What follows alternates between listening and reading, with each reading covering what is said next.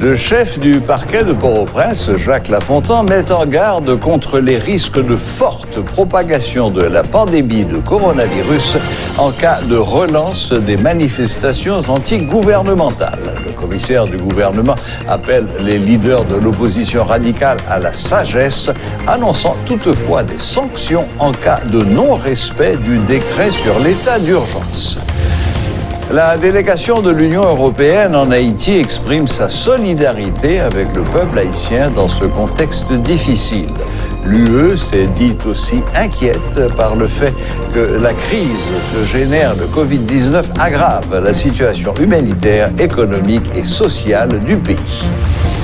Célébration ce vendredi 5 juin de la Journée mondiale de l'environnement. Le thème retenu cette année est la biodiversité. À cette occasion, le ministre haïtien de l'Environnement, Abner Septembre, invite les citoyens à respecter les espaces déclarés par l'État, zones protégées.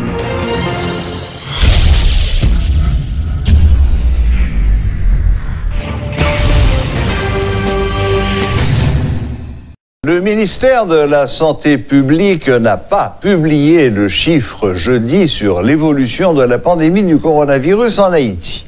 Des difficultés techniques sont à l'origine de ce problème, selon le ministère. Dans une note parue jeudi, portant la signature de la ministre Marie-Greta Roy-Clément, le ministère s'excuse de ne pas pouvoir publier à l'heure le bulletin CITREP de surveillance épidémiologique. Des retards dans la réception des données est la raison avancée par les responsables. Le ministère dit prendre des dispositions pour éviter de tels retards à l'avenir. Rappelons qu'au 2 juin, Haïti comptait 2640 cas de contamination et 50 morts.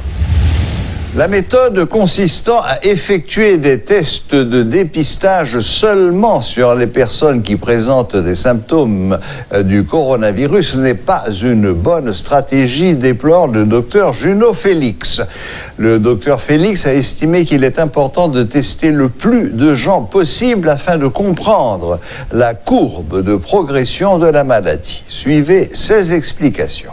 Un test inutile, c'est quoi? Ou besoin de tester la population. Est-ce qu'il y a un test inutile? Et nous connaissons que 14% de la population qui gagne maladie, 14% sont asymptomatiques, ça veut dire pas de symptômes du tout. Ok?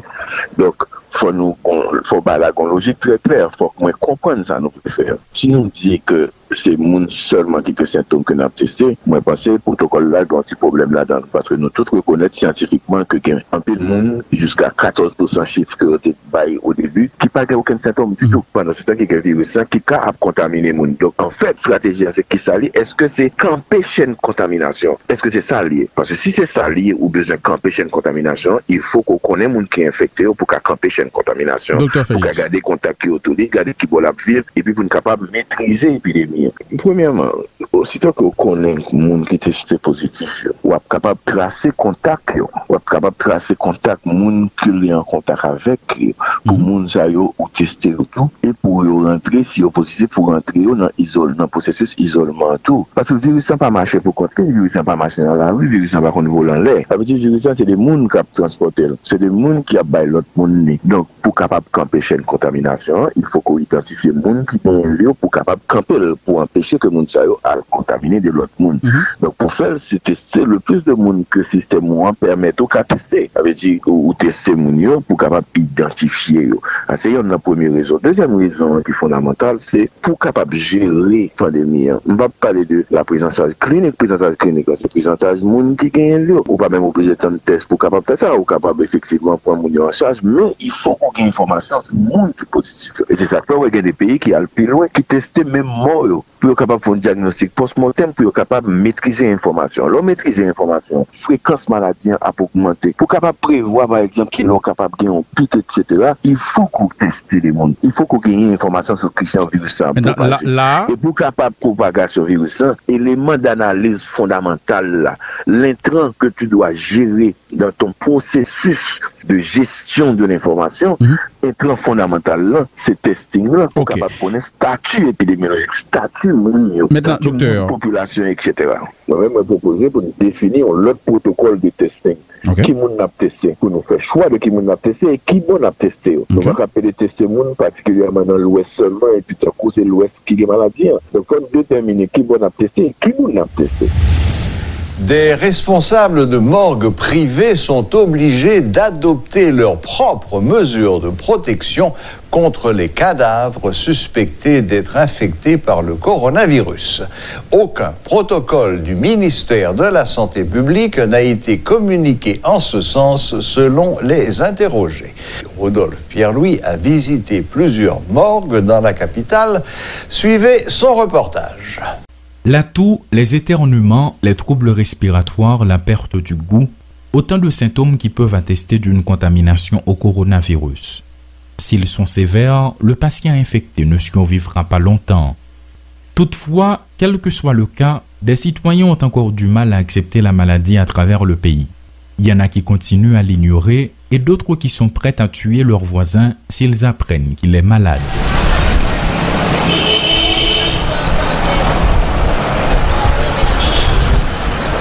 Alors que le nombre de cas continue d'augmenter, quelle est la situation dans les morgues?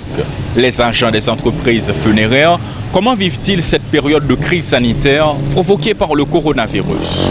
Cette peur, qui peut aller jusqu'à s'apparenter à une psychose, a aussi un impact sur le fonctionnement des morgues. Depuis l'introduction de la maladie, certaines entreprises funéraires ont fermé leurs portes.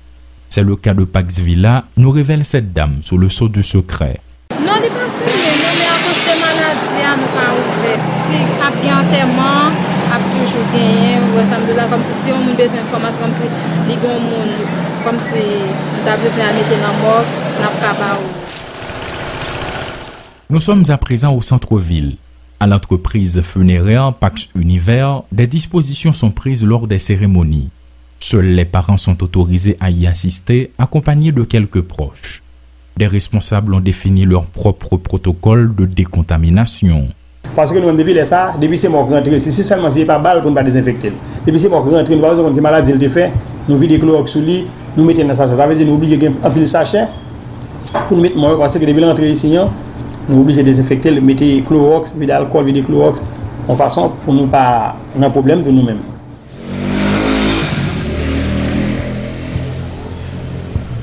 Jusqu'ici, aucun protocole du ministère de la Santé publique et de la population n'a été défini en ce qui concerne les personnes décédées. Seuls les responsables ont fait de leur mieux pour pouvoir se protéger.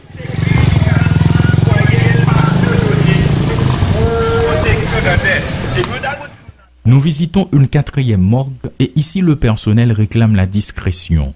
Actuellement, cet espace funéraire qui menace de fermer ses portes ne reçoit les corps que s'il dispose d'un certificat attestant des causes du décès. Nous recevons à mort comme si vous connaissez avec le virus et le corona. Nous recevons à mort qui sortit de l'hôpital et puis médecin certifié, médecin au monde. Nous apprenons comment le virus est dangereux. Nous-mêmes ne pouvons pas accepter pour les gens qui mourent par corona. S'il le faut moi-même pour me fermer, pas de problème pour me fermer. Jusqu'après la fin passée, comme on ne sait pas qui l'a commencé ou pas qui l'a fini.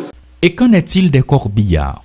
Dans le cadre de notre périple, nous rencontrons le président de leur association professionnelle. Aucun corps ne peut être embarqué dans un véhicule de l'association sans certificat de décès, explique Pierre-Clary Hugens. Si on prend mon dans la caille, il faut qu'il y ait un gant, il faut qu'il y ait un habillement qui peut couvrir tout col en bleu qui peut protéger. Et ensuite, après mon fini lever cadavre là, pour rentrer dans le morgue là, on a bien retiré la de la sous lit pour le bien déposer la de là en côté parce qu'elle n'a pas servi deux fois.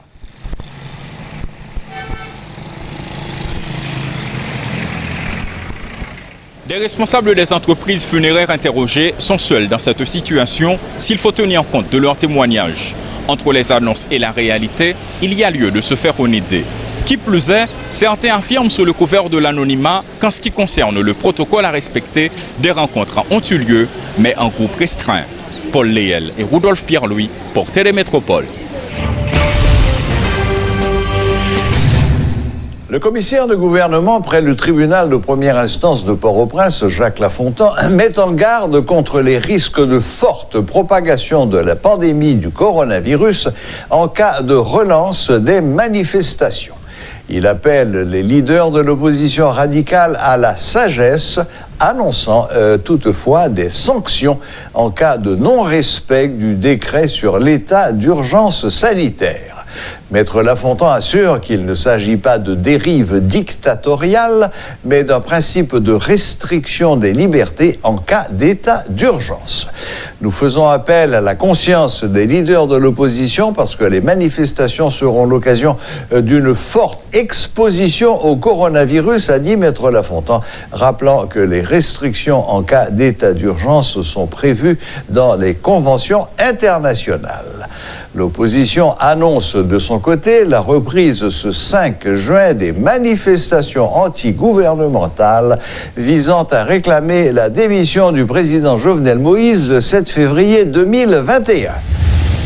La délégation de l'Union européenne en Haïti rappelle sa volonté de poursuivre sa coopération avec le pays dans le contexte actuel.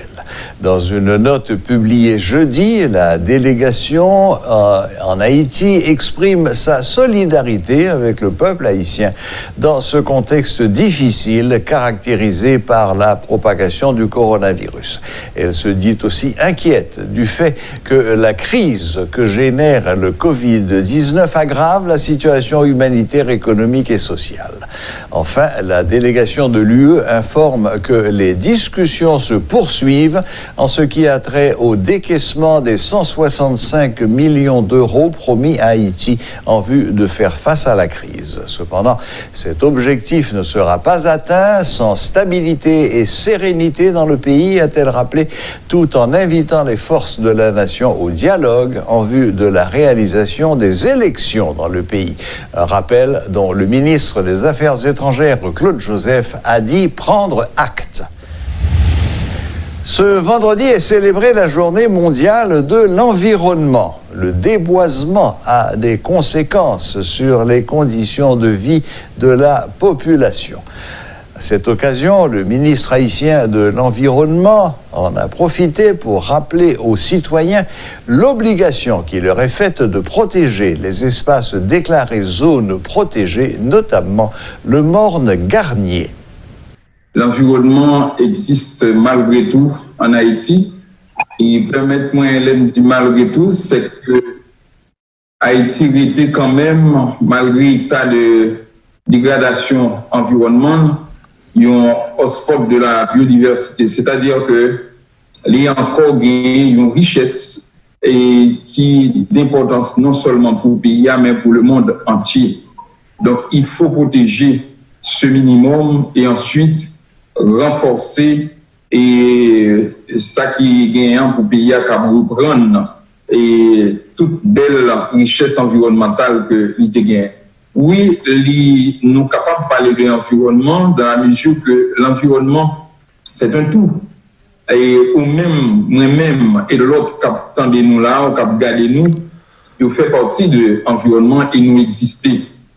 Et si nous avons respirer l'air, nous avons mangé, nous avons bu de l'eau, et là, ce n'est pas en dehors de la planète Terre, là, c'est en dedans de la planète Terre, il y a un environnement. Naturellement, nous avons un environnement qui est dégradé et qui fait problème, je ne veux dire. Nous croyons en politique, et même les batailles politiques, c'est une politique. Mais de toute façon, il y a une politique, les ne doit pas être en adéquation avec ampleur phénomène. Et inadéquation, ça, les doit porter sur le plan structurel, les doit porter sur le plan des moyens, les doit porter sur le plan des conditions de vie. Il doit porter sur le plan culturel, il doit pousser à différents niveaux, parce que réponse ou pas le porter, si vous connaissez un pied bois seulement, on va le planter, et bien on passe à côté. Il faut construire la vie, reconstruire la vie, construire l'homme dans son environnement, et faire que l'y sentir un élément d'appartenance et le grand rôle à jouer par rapport à ça. Je dis à la question, le drame de survie, et ensuite la course, et cupidité de ces cérémonies fait que il n'y a pas fait attention et à dégâts qu'il a posé. Par exemple, on fait une route, ou du moins ce côté, on va mettre une pompe à essence, ou du moins on va exploiter une carrière de sable, ou du moins on va construire une maison. Nous avons multiplié les exemples qui montrent à chaque fois, il faut penser l'environnement, savoir est-ce que ce geste-là que vous êtes en train de poser, est-ce qu'elle est respectueux de l'environnement, ou du moins limiter l'environnement, y compris vous-même et d'autres en danger. Et les législations existent. Maintenant, est-ce que vous appliquez pour ça qui, pour provision que nous bague chez Baïtet Noyo, mais surtout, c'est fait ou appliquer en dehors de toute relation d'amitié ou de puissance du monde, celui qui est fautif, eh bien, il doit être pénalisé. En même temps, il faut